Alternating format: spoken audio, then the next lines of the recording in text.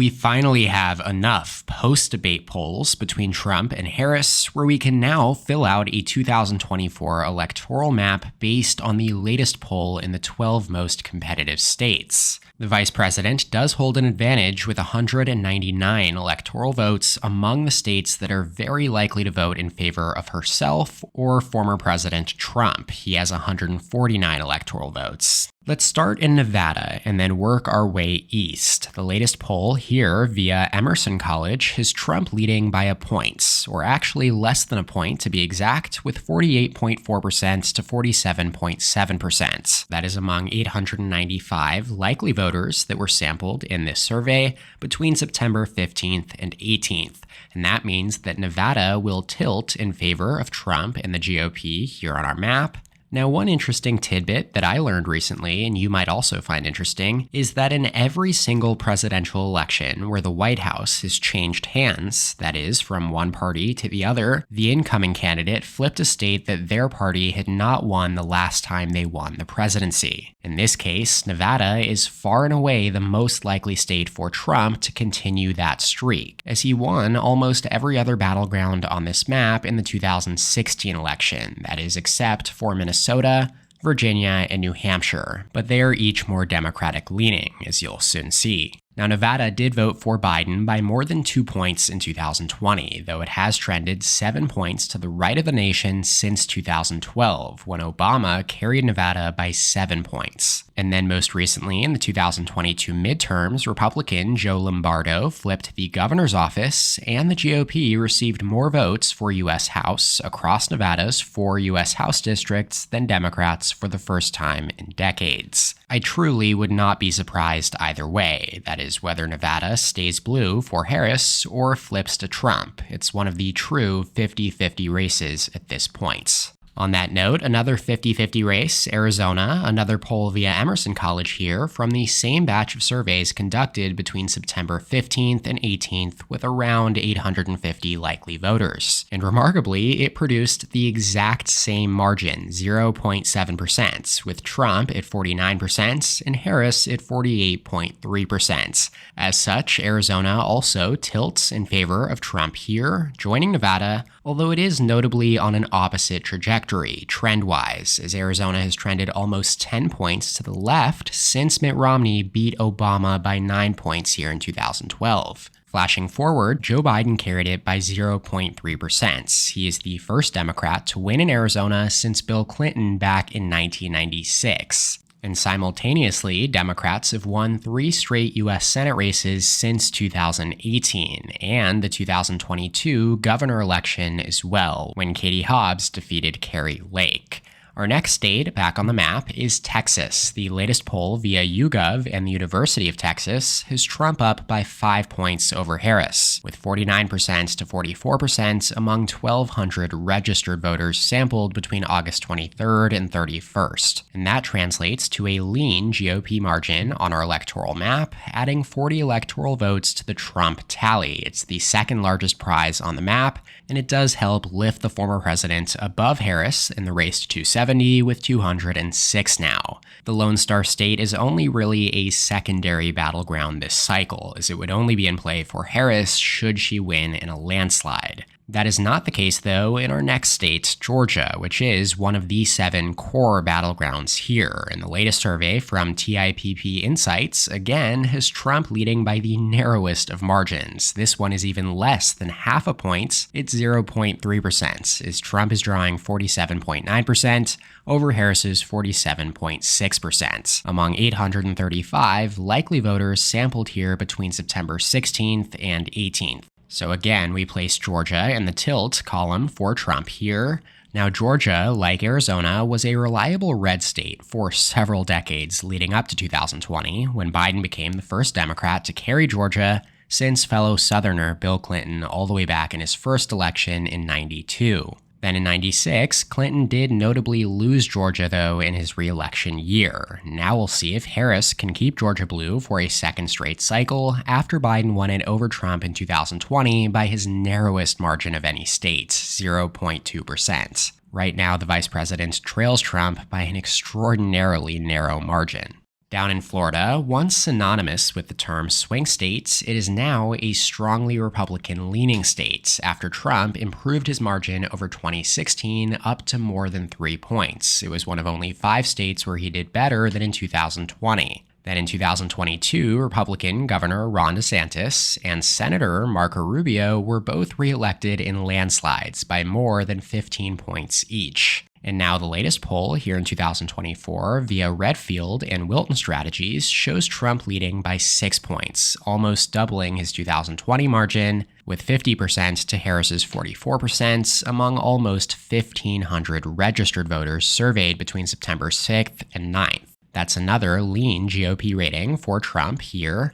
For your reference, any margin less than 3 points either way is tilt, 3 to 7 lean, 7 to 10 likely, and anything greater than 10 is safe or solid. And taking an updated look at the Electoral College counter here, after Trump sweeps the first 5 states, he now leads with 252 over Harris's 199. The former president is just 18 electoral votes shy now of becoming the president-elect in this latest polling update. Leaving no real room for error in the next few states, we'll start in North Carolina, worth 16 electoral votes. It has consistently leaned red over the last decade, as after Obama narrowly won it by 0.3% in 2008, Mitt Romney flipped the Tar Heel state back into the Republican column by 2 points, which Trump then expanded in 2016 up to 3.7%, before it then narrowed again to less than 1.5 points in 2020. Meanwhile, Republicans won 4 straight U.S. Senate races as well during that time span, also each by less than 6%.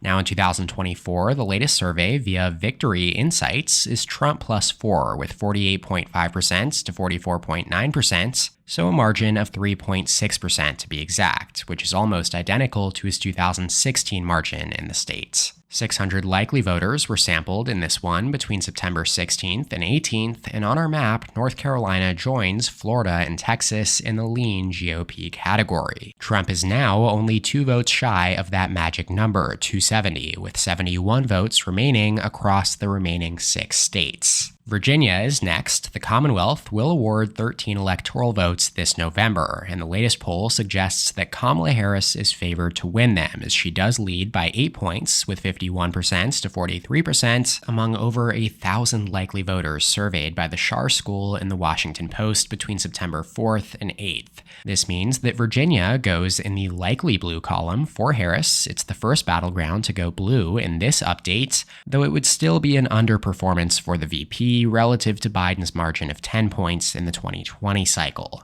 Back on our map, before we get to the upper Rust Belt quartet, let's hit New Hampshire and get it out of the way first. Also a consistent lean blue state in recent cycles, Joe Biden carried New Hampshire by 7 points in 2020, seeing a hard shift to the left since Hillary Clinton nearly lost to Trump in New Hampshire in 2016. Now here in 2024, the latest survey has Harris leading by an identical margin as Virginia, 8 percentage points, with 51% to 43% among more than 2,000 likely voters surveyed by St. Anselm College, that is a premier pollster here in New Hampshire, between the dates of September 11th and 12th. So New Hampshire will also go in the likely blue column here, blending in with the rest of the Democratic-dominated Northeast region. And it does keep Harris in the race here as we head over to the core Rust Belt region that has decided the last 2 elections. And by that I mean that had Hillary Clinton held Wisconsin, Michigan, and Pennsylvania in her corner against Trump in 2016, she would have hit 270 electoral votes.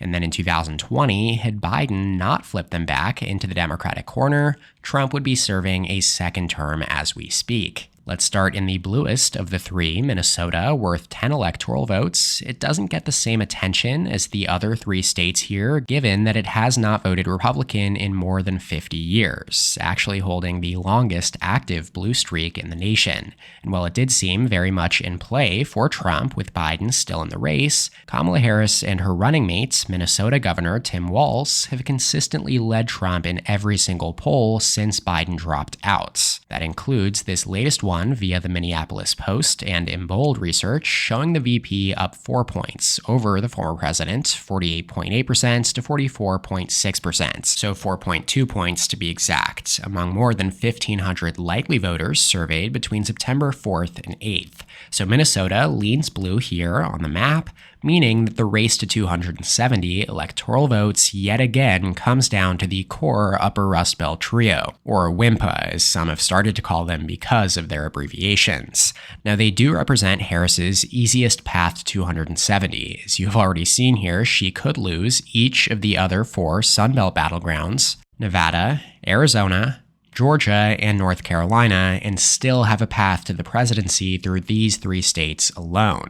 Yet with that said, Trump only needs to win one of them. Any kind of split would most likely result in a second Trump term. On that note, Wisconsin, Michigan, and Pennsylvania have notably voted for the same candidate as one another in every election since 1988, when Wisconsin went blue for Dukakis, while Michigan and Pennsylvania backed the elder Bush. Now, as for the trends coming into this cycle, Michigan is generally considered to be the bluest, and Wisconsin the reddest, while Pennsylvania meets them somewhere in the middle. That's primarily because that's how they voted in the last 2 elections. In 2020, Biden won Michigan by 2.8%, Pennsylvania by 1.2%, and then Wisconsin by only 0.6%. And back in 2016, while he flipped Michigan by 0.2%, he won Pennsylvania by a greater 0.72%, and then Wisconsin by 0.76%. And demographically speaking, Wisconsin is also the whitest and the most rural out of the 3, which both favor Republicans. Yet, against Biden and now Harris, Trump has consistently pulled the worst here out of the 3. The latest Wisconsin poll via Marist College has Harris leading Trump by a point, with 50% to 49%, and just 1% of the almost 1,200 likely voters sampled undecided, that is, between September 12th and 17th, though it was only just released yesterday. That does trend in line with most of the other surveys in Wisconsin. As you see, polling average, Harris leads by 2 points, exactly based on a total of 36 polls, a lead that she has held since late July. Here on our map, Wisconsin tilts blue, and in our next state, Michigan, the latest survey via Emerson College from September 15th through 18th, so from the same batch that we saw over in Nevada and Arizona, this one has Harris up by a point over Trump as well, with 48.7% to 47.3%, so 1.4% is the exact margin among 875 likely voters. And that does make Michigan another tilt blue state here, meaning that it all comes down to Pennsylvania, the keystone state in name and in practice. It is the most likely tipping point state for this exact reason. Trump has 268, Harris 251. Whoever wins Pennsylvania in this scenario wins the White House. According to Nate Silver's presidential forecast, Pennsylvania has a 33% or 1 in 3% chance of tipping, or in other words, deciding the election. And that is more than double the next most likely states, which are, sure enough, Wisconsin and Michigan. Alrighty, drumroll please. The latest poll in Pennsylvania in that same batch of Emerson College surveys has Trump up a point, with 48.1% to 47.2%. So 0.9% to be exact, yet again, with 880 likely voters included in this sample to produce another remarkably narrow margin that ever so slightly favors the former president, and thereby makes him the president-elect in this polling update with 287 electoral votes over Kamala Harris's 251. Now, this would not only be one of the narrowest electoral vote splits in presidential election history, but perhaps the closest race at the margins in history as well, given that neither Trump or Harris lead by more than 2 points in any of the 6 key battleground states, Wisconsin, Michigan, and Pennsylvania in the Rust Belt, and then Georgia, Arizona, and Nevada across the Sun Belt as well. As always, you can feel free to let me know what you think of this map in the comments section below, but that just about does it for this one. Shout out to my channel members on screen here. Thank you so much for your support. If you would like to become a member, go ahead and click the join button below this video to receive exclusive perks. Make sure to subscribe to my channel down below as well, and please leave a like on the video if you enjoyed it. You can check out more content from my channel here, and as always, thank you so much for watching. I'll see you next time. EP out.